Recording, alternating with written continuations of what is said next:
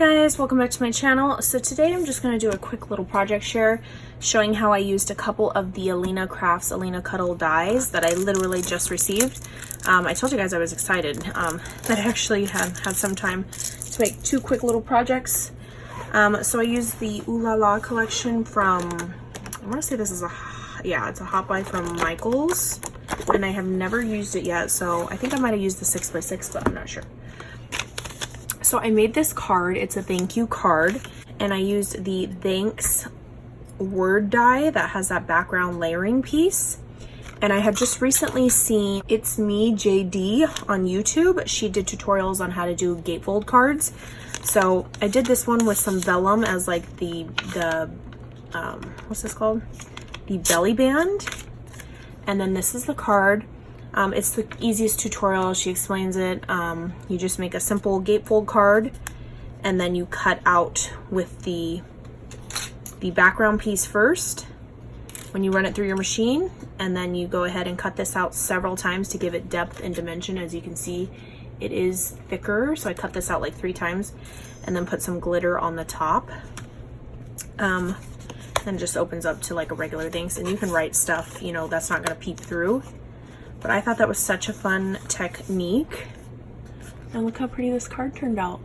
I used 110 pound cardstock, regular, like a pinky peachish color.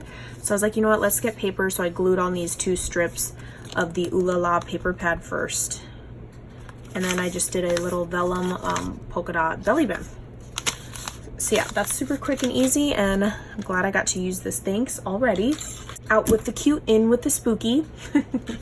So next is this little bag right here. It's a little treat bag. I do have a tutorial, a no measurement tutorial. Literally, you're just eyeballing it with a 12 by 12 piece of paper. And I used Velcro for this example. I didn't use the eyelets, but I'll link that video down below.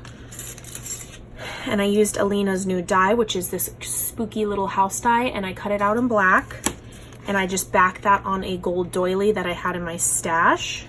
This one says treats, and I cut the treats out like 3 times, I think, and then this background piece just once in white, and distressed it in black ink to give it like dimension. And then these little flowers right here, these are from Michaels. I just stickled the edges. These black flowers, I'm so happy I picked them up last year. It was already past Halloween, but I got them anyway, knowing I wanted to use them this year. So black little paper flowers.